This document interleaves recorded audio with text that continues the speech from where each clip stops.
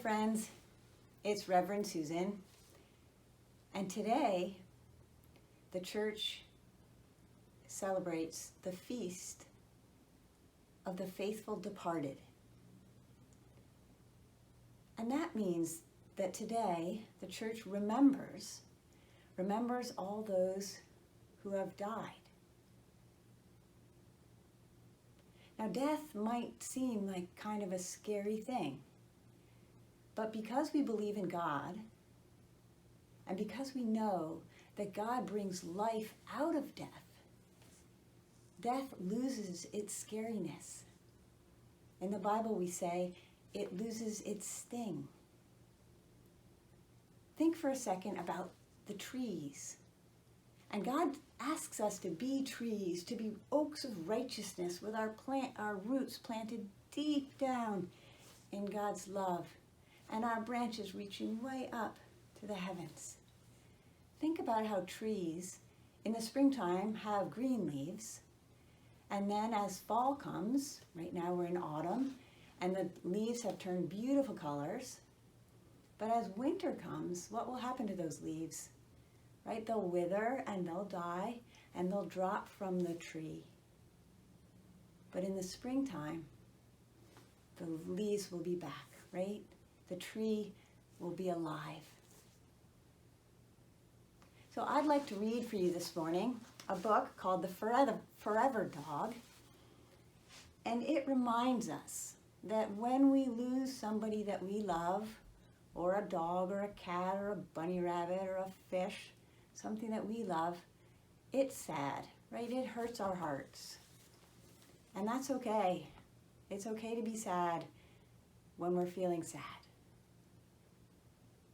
And our faith tells us that in our sadness, God is with us. And that person or that dog that we have lost is not lost to God, ever, and is alive with God. And that person or that dog is with us too, always. And we can tuck that person right here in our hearts and carry them with us wherever we go. So this story is called The Forever Dog, and I hope you can see these pictures.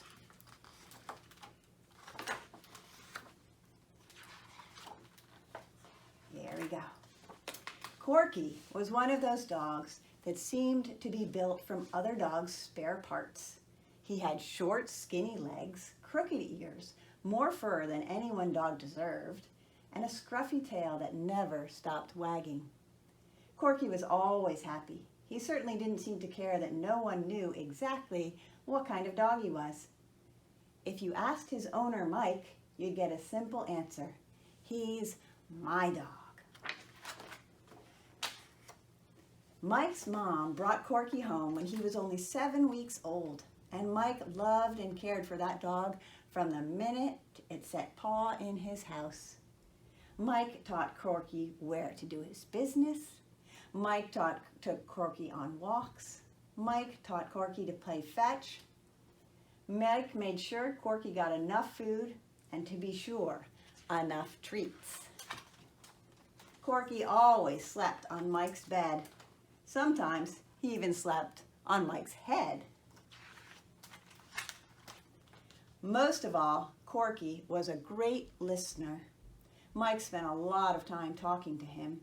Even though he knew Corky couldn't talk back, Mike knew deep down that Corky understood everything he said. Mike told Corky secrets. Mike told Corky jokes. Mike told Corky how much he loved him. Corky liked that, Mike could tell. One day, Mike and Corky made a plan. Mike told Corky that the two of them would be best friends forever. Anything and everything that Mike did, Corky would do with him forever. That was the plan. It was their forever plan, and it worked beautifully. Mike graduated from one year to the next in school.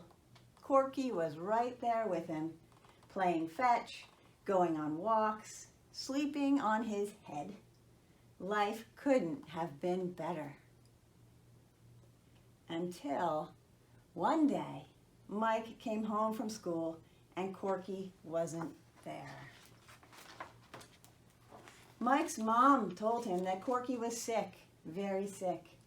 There was something wrong with Corky's blood, and he had suddenly become very weak. The vet wanted to keep him at the clinic overnight. Mike didn't sleep that night. He just kept telling himself, Corky's going to be okay. Corky promised. We have our plan, the forever plan.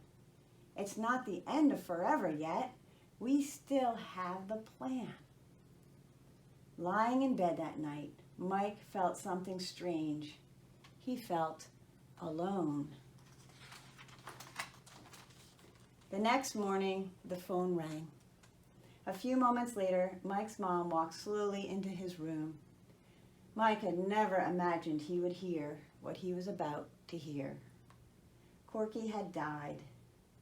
The vet had tried everything, but Corky was just too sick. Mike didn't believe it. He couldn't believe it. His heart sank lower than it had ever been before. It hurt.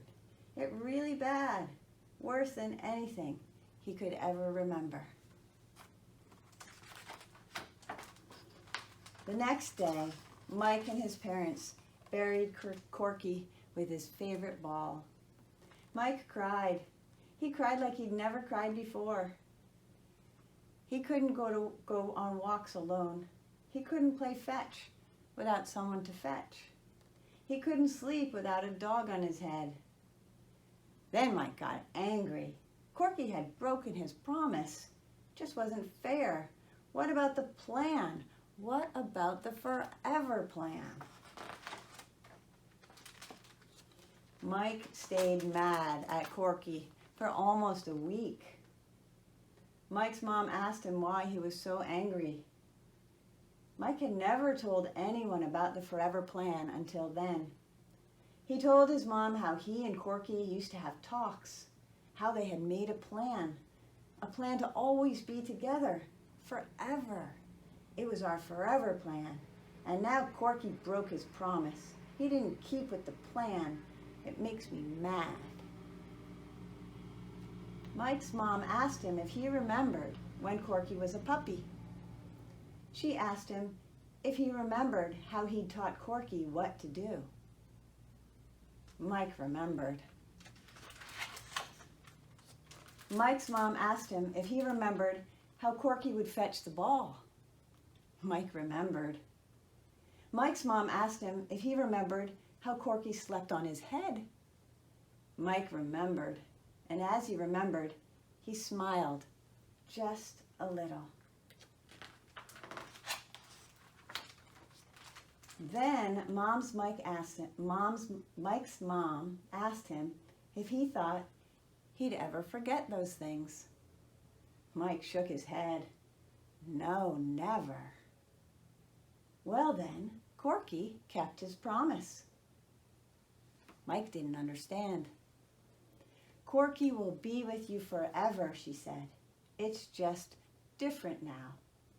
Corky the dog had to go away, but Corky, your best friend, will be with you forever. Mike asked, if Corky's with me, how come it hurts so bad? How come it hurts so bad inside? Well, Mike, Corky's just trying to get comfortable in his new home. Mike didn't understand. What new home? Corky's a part of you now. He lives in your heart. Mike cried a little more because it still hurt. Then Mike decided that if Corky couldn't sleep on his head anymore, his heart wasn't such a bad place for him to be. In his head, he told Corky he was sorry he'd ever been angry at him. He told him that the forever plan was still going to work, only a little differently than he had expected. Then he let Corky all the way into his heart. and it felt warm inside.